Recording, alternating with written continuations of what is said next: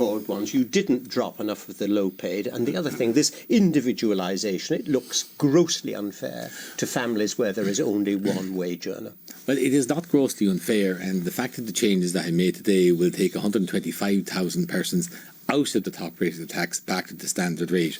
It will allow any person on the average industrial wage to drop from the top rate to the standard rate, and over the three budgets it will reduce to 12% the number of people paying at the top rate of tax. Start at the bottom, though. Yes. What about all these people who don't even get a minimum wage or barely get it, and they're still paying tax? Isn't that crazy? That is correct, but it is not possible, as I've signalled in each of my budgets, that this would be number 1 or 2 or 3 in a series of 5 budgets. I have last year gone over to the tax credit system, which is revolutionary in the effects that you could do in time.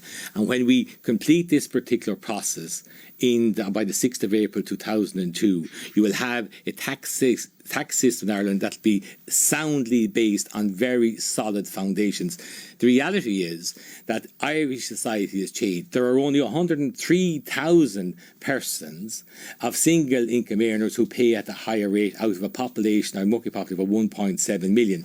So what has happened has been people are entitled to make the choice of going out to work or not, and then people have continuously made that choice. You have introduced a measure where if you go to any suburban housing estate and every second house there's a single earner, and all of a sudden they're going to be at a disadvantage. You're forcing women, whether they want it or not, back into the workplace. But I'm not. There is no taxpayer in this budget, single income earner not, that has been disadvantaged. It would be a difficult, it would be impossible constitutionally to do as you suggested.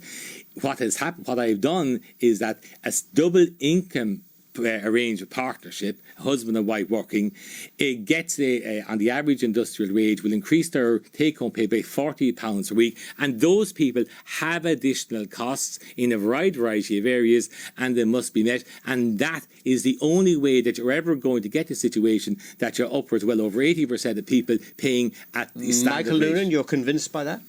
No, I'm not. I think it's socially very divisive. I think our society has been based on the family and based on communities and based on partnership models.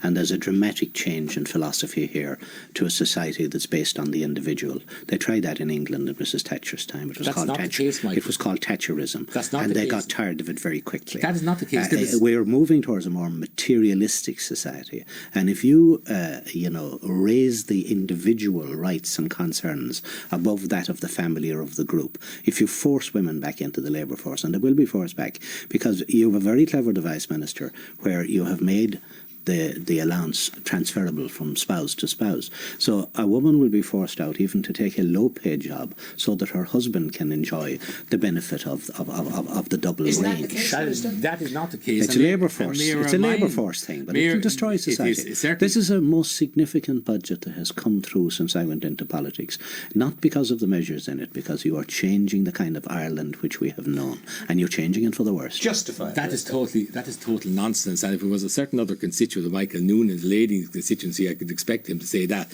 That is arrant and absolute nonsense. Well, you should refer to Jan Sullivan like that. That is not. I have only one lady colleague in my I'm not referring to a deputy colleague. Who are you referring to then? There are people, that type of speech about saying divisive for society and is completely nonsense. It must be up until the tax year 79, 80. Everybody had the same bands, married and single. That was the situation since the start of the tax system in Ireland. And the government of the day, for a policy reason at the time, decided to start doubling the bands. And you can never get to a situation, in the Irish situation, you'll never get to a situation where you will be able to have over 80% of the people paying at the standard rate if you keep doing it the same way. I accept this one point. I do agree with Michael Noonan.